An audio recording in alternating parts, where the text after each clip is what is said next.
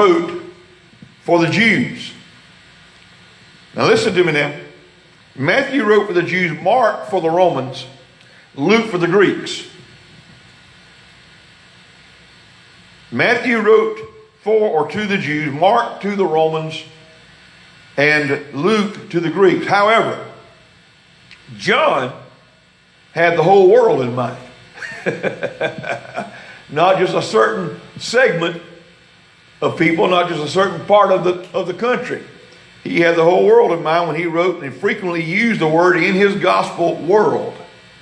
The world. But he also alludes to the Old Testament over 100 times. And that means he's showing us that he was mindful of his Jewish readers. So he didn't leave anyone out. He included everyone, and he certainly let the Jewish readers know that he was mindful of them as well. Now listen, the book of John in a lot of places, and it's not John, it's just what he's reporting concerning Jesus. A lot of spots it wasn't real friendly to the Jewish people, especially the leaders, the religious leaders in the Sanhedrin and things like that. Wasn't overly friendly to some of them. But he includes everybody, good, bad, pretty, or ugly. He includes everybody. And so the Gospels of Matthew, Mark, and Luke are referred to as the Synoptic Gospels. Have you all heard that expression before? I'm sure you have. Hopefully you have. Surely you've read it. You've seen it. You've heard it somewhere before.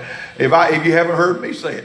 Those three are the Synoptic Gospels, which means they include many of the same stories, often in a similar sequence and in similar or sometimes identical wording. The synoptic means just that. They are a synopsis. They're a synopsis of what was taking place. And those three Gospels have a lot of harmony between them. And like I said, they wrote of some of the same circumstances, same situations, same sequences, and sometimes, like I said, using even identical wording.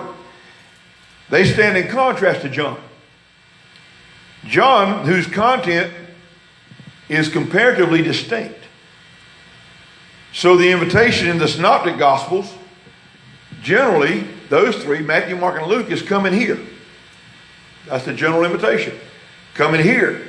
But when you get to John's Gospel, the invitation is also come and see.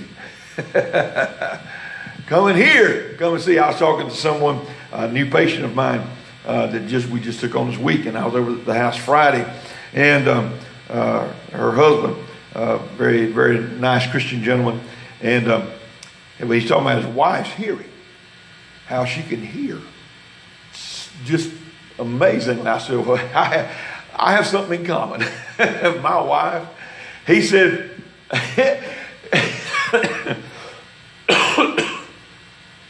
excuse me, he said, if I stop coughing, I'll tell you what he said.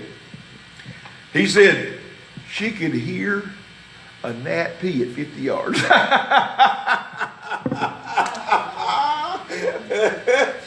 I said, brother,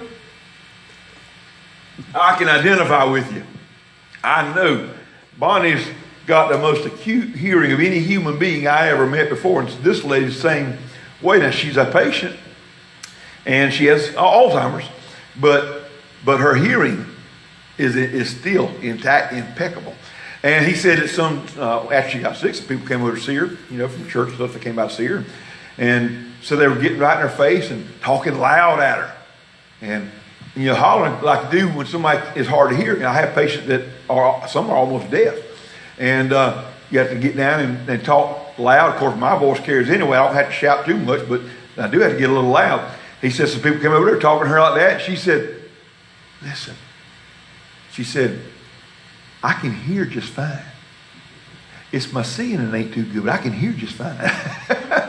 Meaning you don't have to be shouting at me. I can be talking in a normal tone of voice, and Bonnie said, you don't have to holler. I said, I'm not. She said, well, to me you are. And anyway, when I saw the word hearing, I thought about the word hearing, I thought of that. So John says, not only come and hear, he says, come and see. Come and see.